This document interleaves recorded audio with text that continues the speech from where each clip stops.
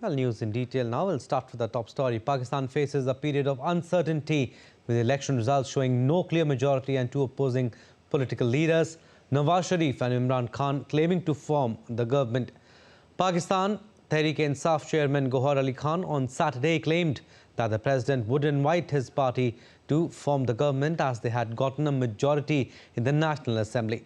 Gohar said the independent candidates were in contact with them, while Nawaz and his brother Shehbaz Sharif's party, the PMLN, and Bilawal Bhutto Zardari's Pakistan People's Party have agreed to form a coalition government in the centre and Punjab.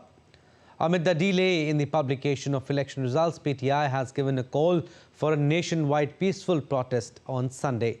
The demonstrators claim that the election result delay is allowing authorities to rig the vote counting. All right, moving on to our next story now. Myanmar's junta declared mandatory military service for all young men and women in the country on Saturday. According to an official statement, all men aged 18 to 35 and women aged 18 to 27 must serve for up to 2 years, while specialists like doctors aged up to 45 must serve for 3 years. The service can be extended to a total of 5 years in the ongoing state of emergency. The Southeast Asian nation has been in turmoil since the military seized power from an elected government in a 2021 coup. The decision comes at a time when the Myanmar junta struggles to contain armed rebel forces fighting for greater autonomy in various parts of the country.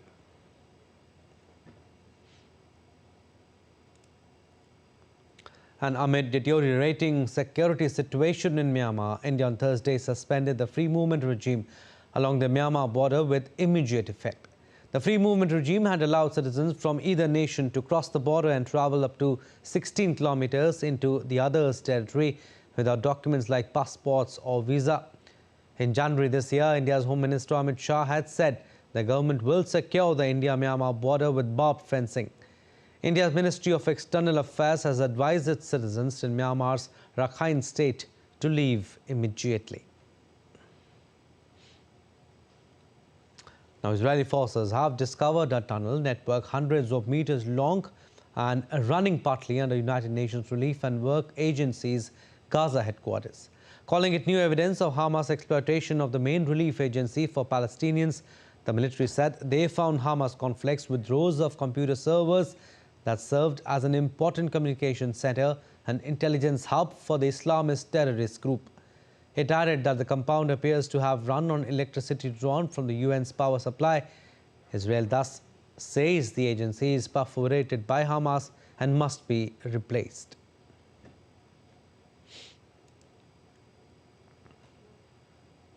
And over 1 million displaced people living in a makeshift tents in Gaza's Rafah are looking to the other side of the border for help as Israel plans for the offensive. Reacting on which, Cairo has said it will not allow any mass displacement of Palestinians into its territory. 4 months into the conflict in Gaza, Israeli Prime Minister Benjamin Netanyahu's office said it has ordered the military to develop a plan to evacuate the population of Rafah and destroy 4 Hamas battalions it says are deployed there.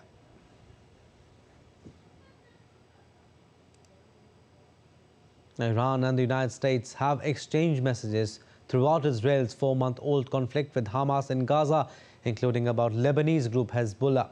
Speaking during a visit to Lebanese capital Beirut, Iranian foreign minister said the United States had asked Tehran to request Hezbollah, which is backed by Iran, not to get fully involved in this war against Israel. Hezbollah has exchanged near daily fire with the Israeli military along the Lebanese-Israeli frontier to support its Palestinian ally Hamas. It has vowed to fight to the end should Israel launch a full-scale war on Lebanon.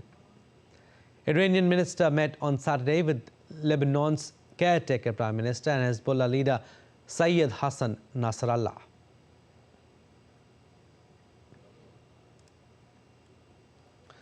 In another development, Moody's has downgraded Israel's credit rating. Moody's has cut the country's rating to A2, which is 5 notches above investment grade, while its credit outlook was kept at negative, meaning a further downgrade is possible. Brushing it off, Israeli finance minister said the decision linked to the Gaza conflict was not based on sound economic reasoning and was tantamount to a pessimistic manifesto.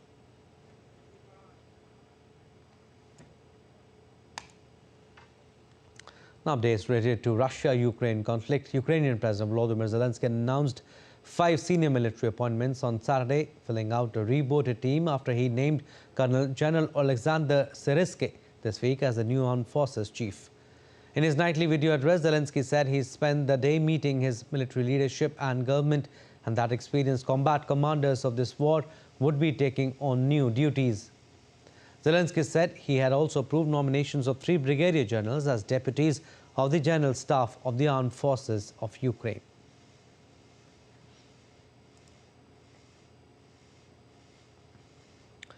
In Ukraine, several regions came under drone threat attack, but country's air defense systems were repelling the Russian air attack on Kiev. Russia also bombarded Kharkiv city of Ukraine, killing 7 people. The attack damaged infrastructure and residential houses.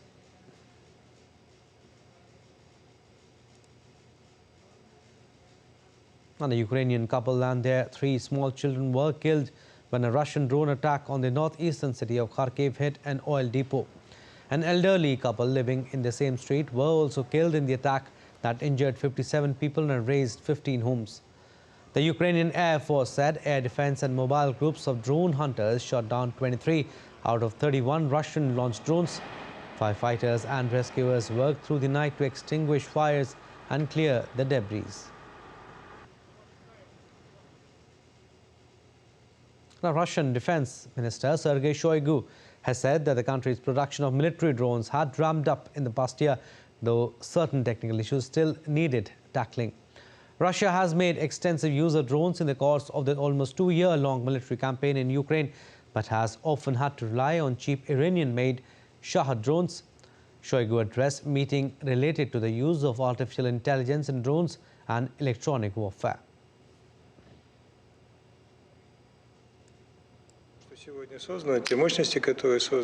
The production capacities that has been created allow us to complete most of the tasks that we face today. I mean, countering FPV drones, it's all about radio electronic warfare on the tactical level and use of artificial intelligence. It is all being worked on. Voting begins in Finland Sunday morning to elect their 13th president. Former Prime Minister Alexander Stubb narrowly won the first round of voting on January 28th and leads former Foreign Minister centre-left Liberal Pekka Haavisto by 6-8 percentage points in the latest polls. The 55-year-old multilingual presidential frontrunner Alexander Stubb of the National Coalition Party is known as a pro-European cosmopolitan who previously served as Prime Minister and Foreign Minister and as a member of the European Parliament. He narrowly won the first round of voting on January 28th, like we said. Liberal Pekka Haavisto, a Green League member and former United Nations diplomat, has run for president twice before, in 2012 and 2014, both times finishing second behind retiring President Sauli Niinisto. If elected, Haavisto would become Finland's first openly gay president. Results from the advanced voting will be confirmed shortly after polls close at 1800 GMT on Sunday, while full results are expected as the vote count progresses, most likely before 2100 GMT on Sunday. On February 14th, the results of the second election will be confirmed. And final election rallies for Indonesia's presidential candidates were held on Saturday before the vote on February 14th. Tens of thousands of supporters of presidential contenders packed final rallies in the capital Jakarta and the central Java cities of Solo and Semarang. Candidates will enter a cooling-off period from today to Election Day on February 14th, where 3 contestants are running to succeed. The contenders to lead the world's third-largest democracy are former governors Ganjar Pranowo and Anies Baswedan and ex-Special Forces Commander Prabowo Subianto. Defense Minister Prabowo is contesting his 3rd successive election and holds his rally at another stadium in Jakarta. Now, Russia's registration of candidates for the March presidential election has closed now, with a list including President Vladimir Putin and 3 politicians who all support Moscow's war in Ukraine. The list did not include the Russian anti-war candidate Boris Nadezhdin after the Central Election Commission barred him on Thursday from running. It said the commission had found flaws in the collection of signatures required for the support of his candidacy. The CEC registered Ladislav Davankov, deputy chair of the Russian Duma, and the member of the New People Caucus, Leonid Slutsky, the leader of the Kremlin-loyal ultra-nationalist Liberal Democratic Party, and the Communist Party nominee Nikolai Kharitonov. Putin, 71, who has chosen to run as an independent rather than as the candidate of the ruling United Russia Party, and who has been Russia's paramount leader since 2000 and controls all the state's levers, is expected to easily win next month's vote.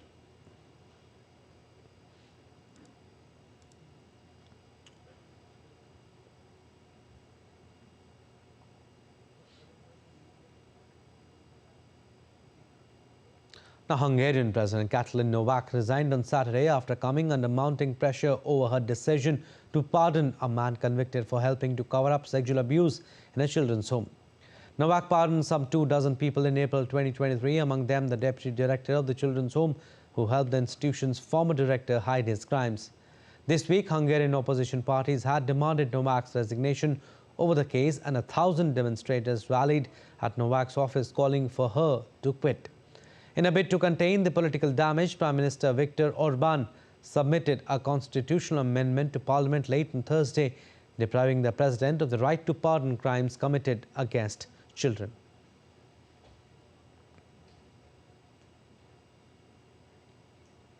All right, time now for a very short break, but still to come on DD India News Hour. 8 groups sound alarm over escalating DR Congo violence. UNICEF says at least 700,000 children in Sudan are likely to suffer from the worst form of malnutrition this year. And Mexicans celebrate the Year of the Dragon with Lunar New Year celebration.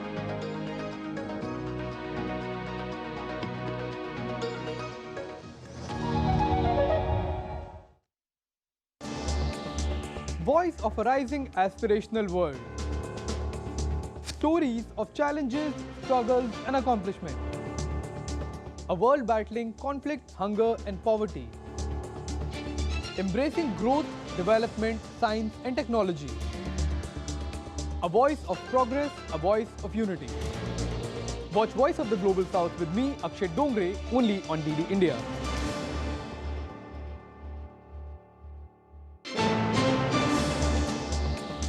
Voice of a rising aspirational world. Stories of challenges, struggles and accomplishment. A world battling conflict, hunger and poverty. Embracing growth, development, science and technology. A voice of progress, a voice of unity. Watch Voice of the Global South with me, Akshay Dongre, only on DD India.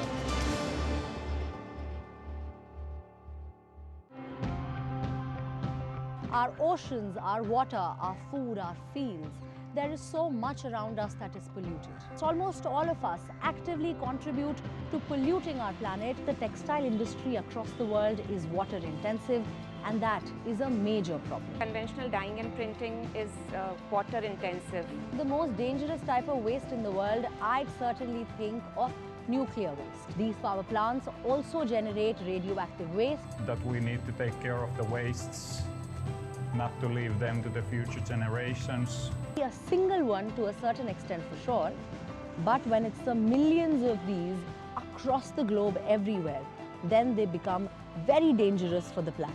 Recycling, management and segregation is a major problem. We should take these small measures to keep this earth and environment clean and healthy.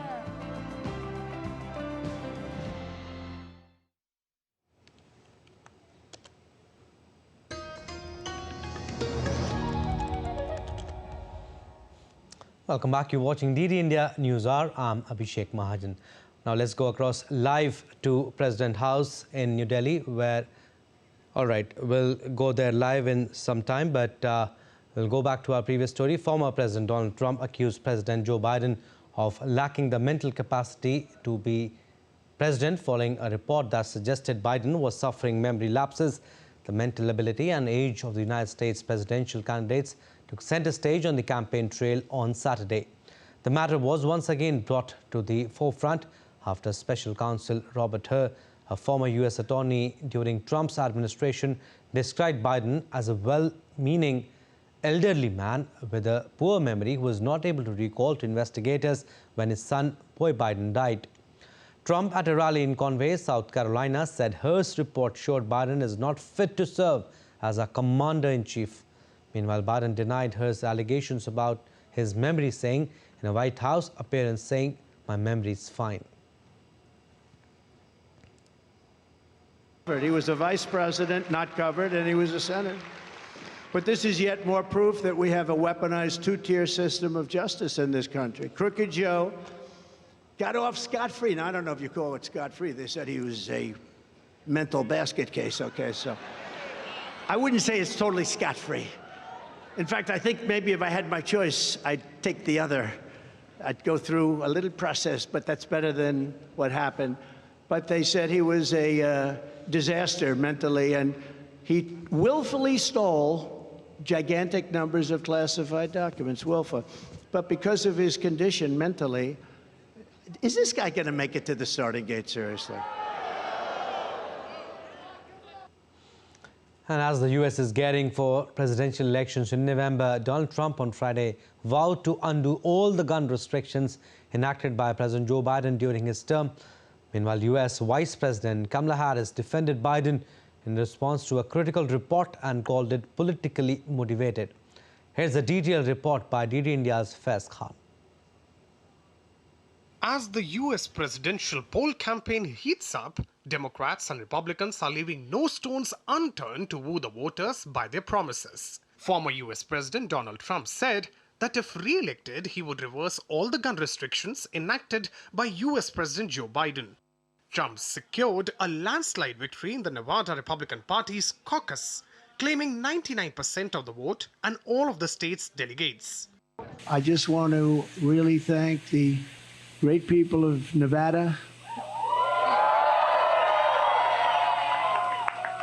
because this was a turnout. I don't know if you know, you broke the all-time record. The all-time caucus record was broken.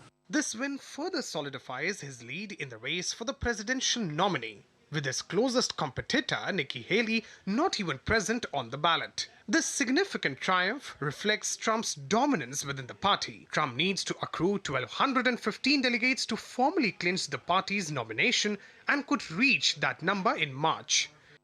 Look, whilst Nevada will be hotly contested in the November presidential election, this result was a foregone conclusion. The only other person facing off against Donald Trump was Pastor Ryan Binkley, Trump's closest serious challenger. Former United Nations ambassador and former South Carolina Governor Nikki Haley had opted not to take part in the Nevada caucus, claiming it had been rigged for Trump. She appeared in the primary vote earlier this week instead, amid a dispute between the political parties in the state. But she lost in that primary anyway, embarrassingly beaten by the none of these candidates option.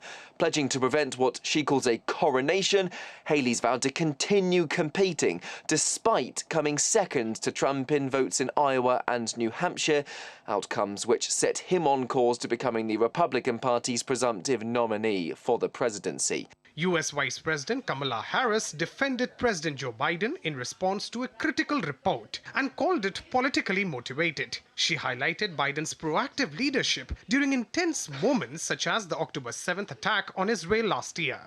Israel experienced a horrific attack, and I will tell you, we got the calls, the president and myself, in the hours after that occurred. He was in front of it all, coordinating and directing leaders who are in charge of America's national security, not to mention our allies around the globe. For days, and up until now, months.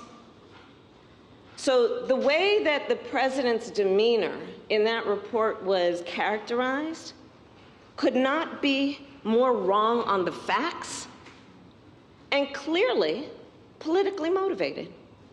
Meanwhile, a prosecutor said that President Joe Biden will not face charges for knowingly taking classified documents when he left the vice presidency in 2017. Special counsel Robert Hur said in a report that he opted against bringing criminal charges following a 15-month probe because Biden cooperated and would be difficult to convict, describing him as a quote-unquote well-meaning elderly man with a poor memory.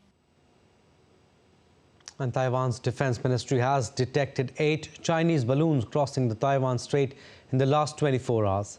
According to a statement on Sunday, 5 of the balloons flew across Taiwan. This is the second day in a row that a large number of balloons has been reported. Taiwan has raised alarm about the balloons since December last year, calling them a threat to aviation safety and attempt at psychological warfare. The potential for China to use balloons for spying became a global issue last February when the United States shot down what it said was a Chinese surveillance balloon. China said that the balloon was a civilian craft that had accidentally drifted astray.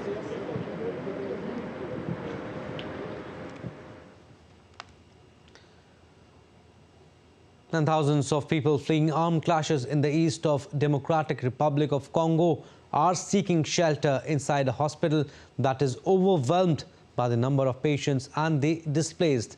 The international medical charity Doctors Without Borders say at least 2,500 people, including children, are staying at a Maveso hospital in the conflict-torn region.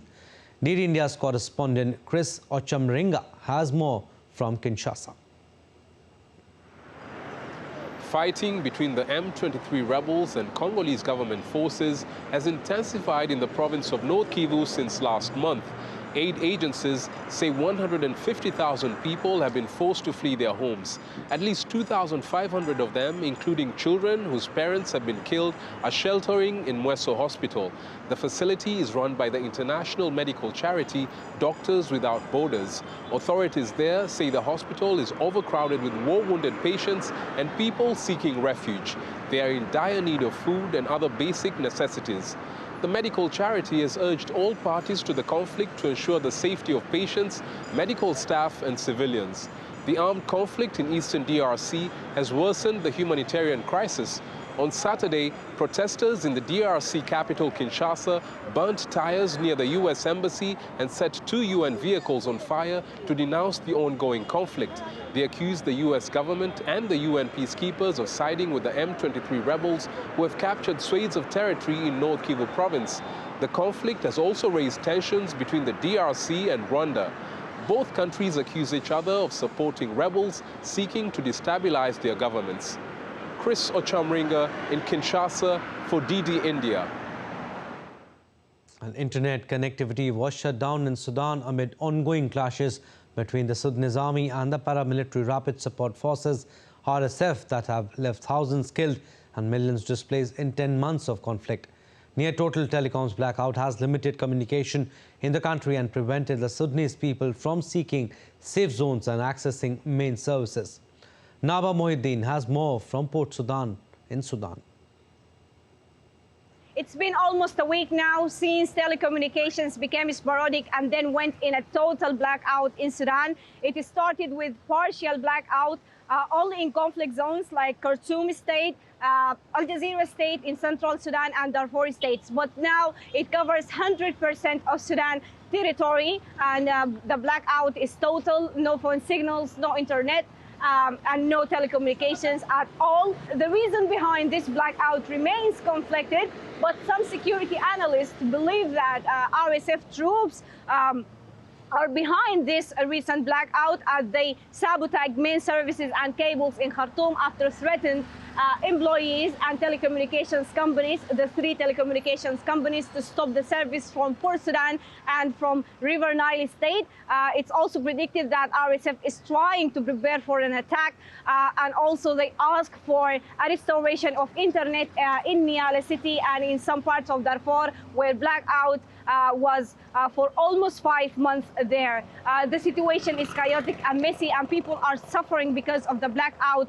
There is stuck travelers. There is stuck patients who cannot gain or obtain any health services. Bank systems are totally not operating right now, and all of the governmental institutions are not operating. So millions of people are suffering because of the recent blackout, and there is no news that the telecommunications will be restored anytime soon. Naba Muhyiddin, reporting for DD India from Port Sudan in Sudan. And India's UPI will be launched in Sri Lanka on 12th February. The interface will be linked to Lanka QR. As per media reports, Sri Lanka's Foreign Minister Ali Sabri said that the leaders of both countries will connect online for the launch event. UPI, or Unified Payments Interface, is an instant real-time payment system developed by National Payments Corporation of India. The interface facilitates interbank, peer-to-peer and person-to-merchant transactions.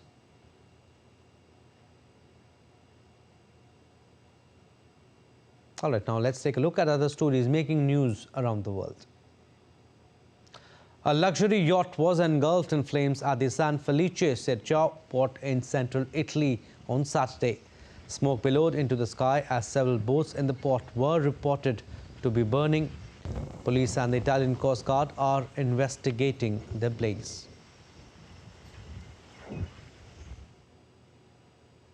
Ginkgo trees originating from Japan's Hiroshima have survived a wildfire that swept through a botanical garden in central Chile last week. The trees were reportedly grown with seeds dating back to 1945. Most of the botanical garden has been scorched in massive wildfires that swept across Chile, killing at least 131 people.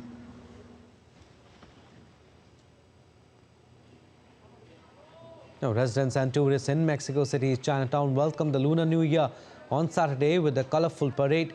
Traditional dancing lions and dragons painted the city red for the Year of the Dragon celebrations.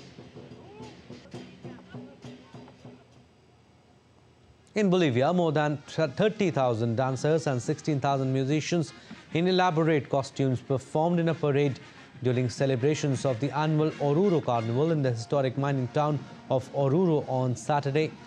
The carnival has its origins in the ancient festival of it's celebrated by the indigenous Uru people.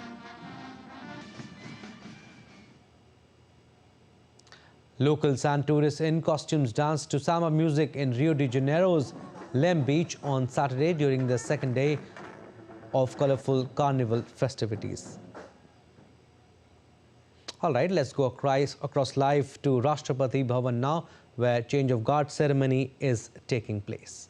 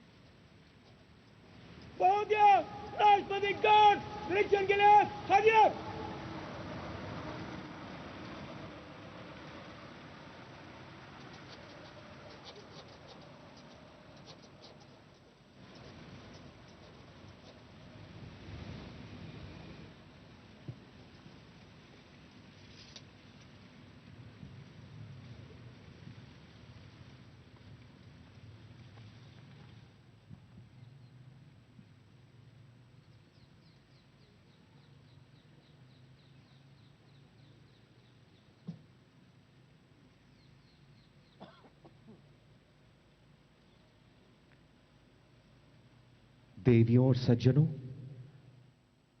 Bharat के राष्ट्रपति श्रीमती द्रौपदी मुर्मू अब parade का निरीक्षण करेंगे। समारोहिक गाड़ी के चालक हैं हवलदार दलेर सिंह। राष्ट्रपति अंगरक्षक की टोली, जिसके लीडर हैं रिसालदार महिपाल सिंह, अश्व योद्धा आर्य पर सवार।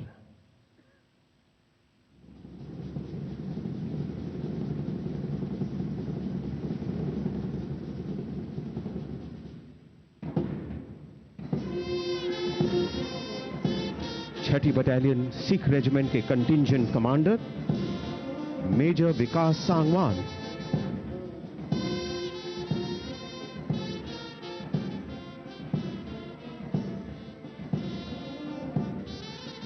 निशान टोली के कमांडर निशान धारक मेजर इंद्र,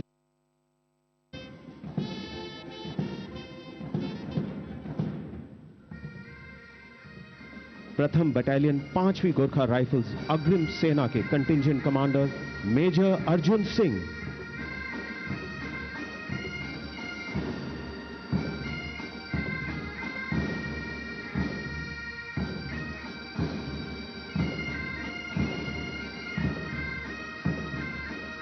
राष्ट्रपति अंगरक्षक टोली के कमांडर रिसालदार सतनाम सिंह, अश्व योद्धा सुल्तान पर सवार।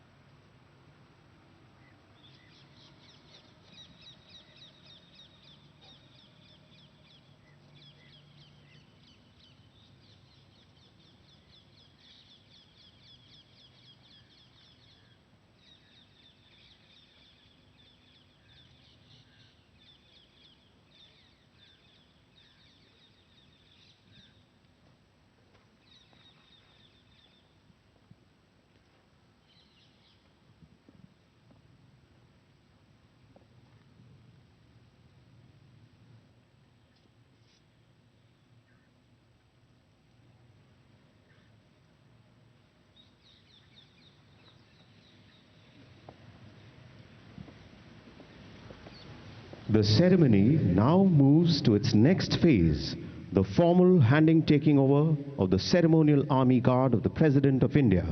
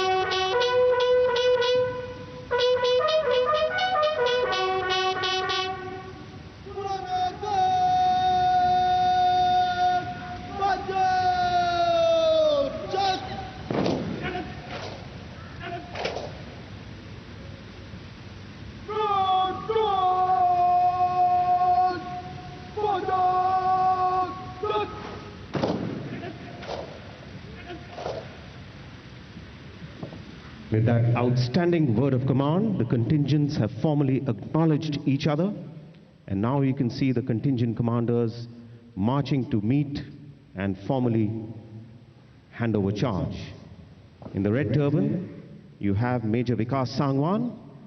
Towards the right, Major Arjun Singh.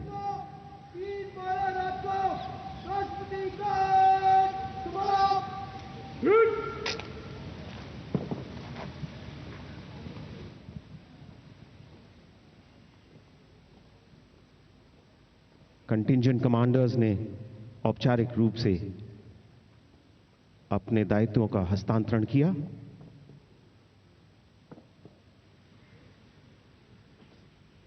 All right, we were getting you those live visuals from Rashtrapati Bhavan, the President's house, where the change of guard ceremony was taking place. And the change of guard ceremony is a military tradition whose origins are lost in antiquity. From time immemorial, guards and sentries at palaces, forts and defense establishments change periodically to enable a fresh body of troops to take the charge. At Rashtrapati Bhavan, the Ceremonial Army Guard Battalion is responsible for providing ceremonial guards and sentries for the President of India. And the ceremony has been revamped and relocated to make it more visually appealing and public friendly. An equestrian display by the President's bodyguard in the ceremonial regalia has been added, and the venue has been shifted to the forecourt of Rashtrapati Bhavan with easier public access. And the visuals we were showing you were from the forecourts of the Rashtrapati Bhavan. All right, moving on to our next story. Now, Indian Prime Minister Narendra Modi is set to blow the bugle for the general elections for BJP from tribal-dominated Jhabua in Madhya Pradesh on Sunday. The Prime Minister will inaugurate or lay the foundation stone of development projects worth Rs 7,300 crore. This will be Prime Minister Modi's first visit to the state this year, coming ahead of the Lok Sabha elections. Among the states, Madhya Pradesh has the highest 6 Lok Sabha seats reserved for tribals.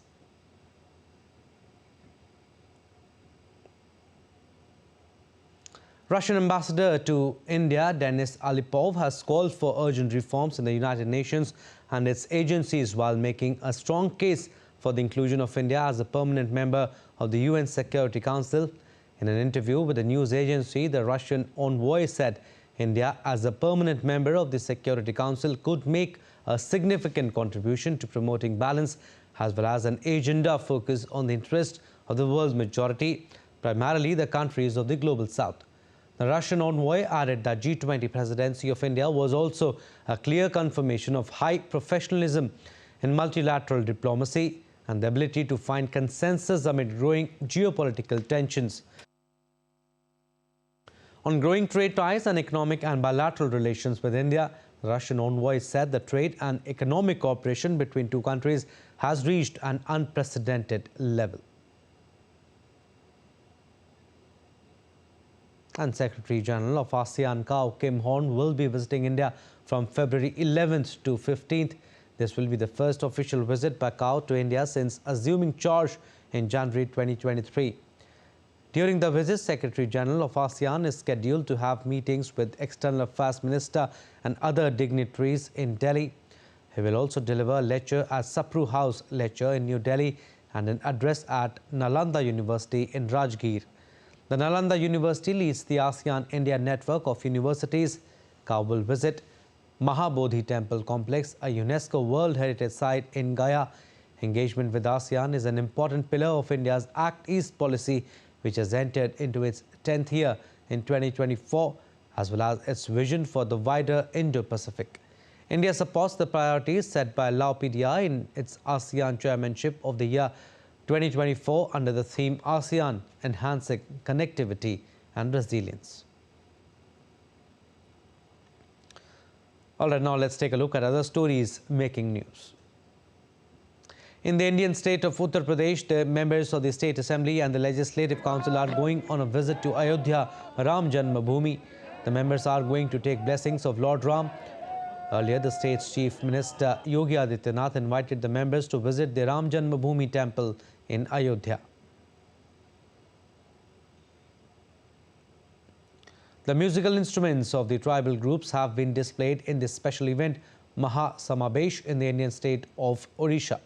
The event has been organized to preserve the dance, music and environment of the tribal community. The event also applauds the efforts and unique interventions to preserve tribal culture and to maintain their identity.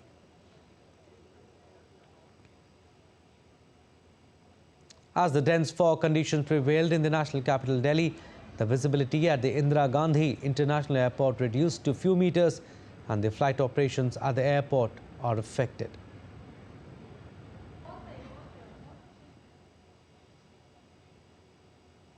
Tibetan community in Indian state of Bihar celebrates the Losar festival. This festival, also known as Tibetan New Year, is a religious celebration. The Buddhist monks in Gaya hold special prayers during the event for the world peace. It is observed for a period of 15 days. The centuries-old custom of Losar celebrations continues to foster communal bonds and provide joy to the people. The 4-day-long carnival festival began in Indian state of Goa on Saturday. The state's Chief Minister Pramod Sawant flagged off the carnival float parade in Panji on the banks of Mandovi River. This year, Indian Navy has also participated in the carnival. Thousands of people thronged the city lanes to witness this annual event.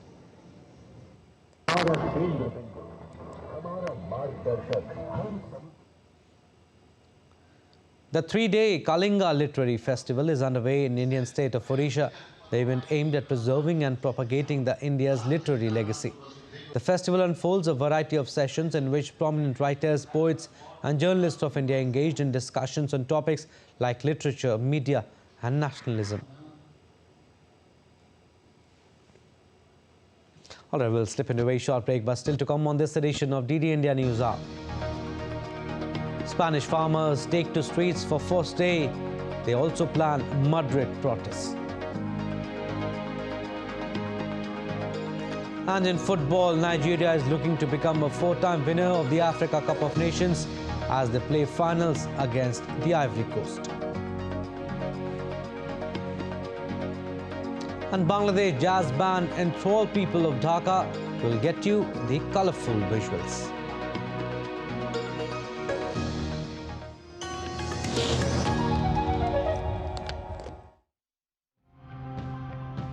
Our oceans, our water, our food, our fields. There is so much around us that is polluted. So almost all of us actively contribute to polluting our planet. The textile industry across the world is water intensive, and that is a major problem. Conventional dyeing and printing is water intensive. The most dangerous type of waste in the world, I'd certainly think of nuclear waste. These power plants also generate radioactive waste. That we need to take care of the wastes, not to leave them to the future generations. A single one to a certain extent for sure, but when it's the millions of these across the globe everywhere, then they become very dangerous for the planet.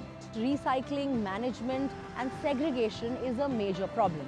We should take these small measures to keep this earth and environment clean and healthy.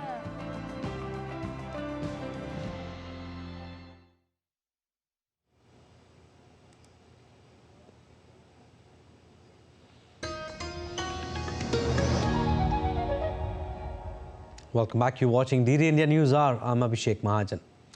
India's Employees Provident Fund organization has raised the interest rate on Provident Fund deposit. The rates have been increased to 8.25% for 2023-2024 compared to 8.15% in the preceding year and 8.10% in 2021-2022. The decision in this regard was taken at the board meeting of EPFO on Saturday. The interest rate would be officially notified after approval from the Finance Ministry, following which EPFO would credit the rate of interest into its subscribers' accounts in the later part of the coming financial year. The move is expected to cheer up over 65 million EPFO subscribers.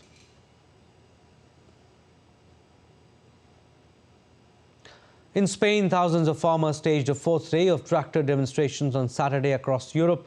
Farmers blocked highways to demand changes in European Union farming policies and measures to combat production cost hikes and severe drought.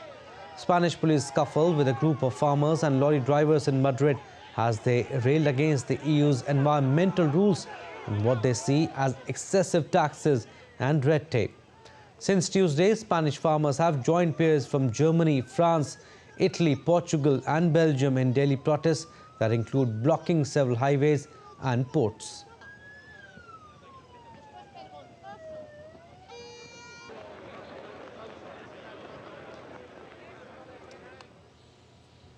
All right, we'll get you sports updates now. We'll start with cricket. India and Australia will square off for the ICC Under-19 Cricket World Cup trophy on Sunday, with both teams entering the final with unblemished records. The stage is set for a clash of titans, showcasing the finest young talents the cricketing world has to offer. A repeat of the World Test Championship final, a repeat of the ODI World Cup final. Call it whatever you want, but once again both the countries are facing each other at the Under-19 World Cup Final in Benoni. India confirmed their spot in the final after beating hosts South Africa by 2 wickets in a tense matchup. Chasing 245 for victory, India battled back from 32 for 4 to seal a memorable win thanks to a brilliant match-winning partnership between Sachin Das and captain Uday Saharan. The second semi-final also provided no shortage of drama as Australia emerged victorious over Pakistan by 1 wicket in the final over of the contest. Having bowled out Pakistan for a seemingly below-par total of 179, Australia stuttered in their chase before their middle and the lower order formed crucial partnerships to help them edge home in a thrilling fashion.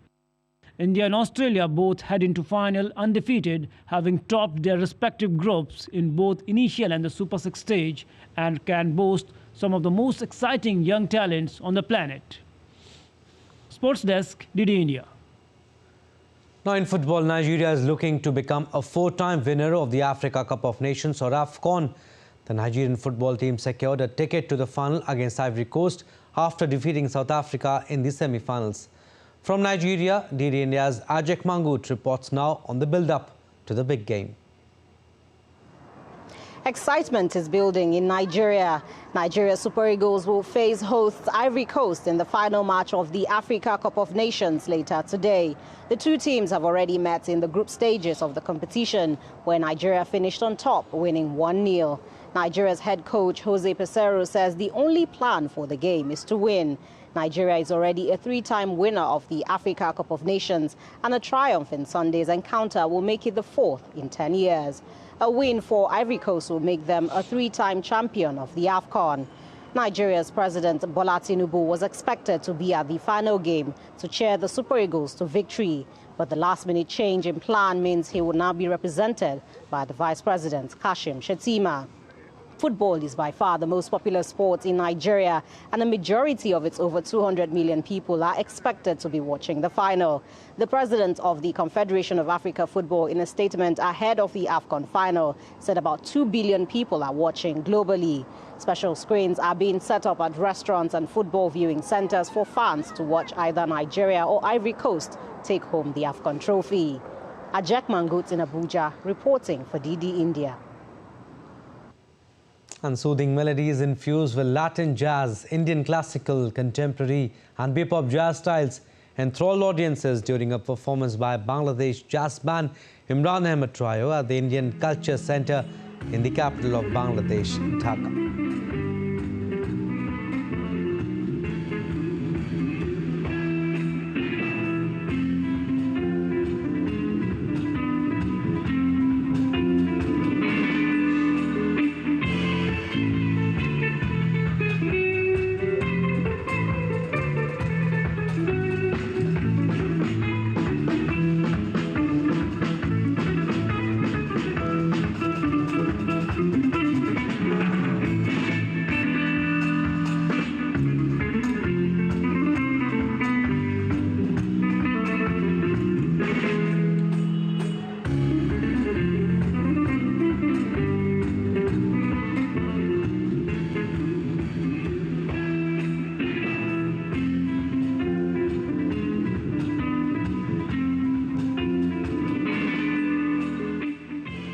And that's all for this edition of DD India News Hour.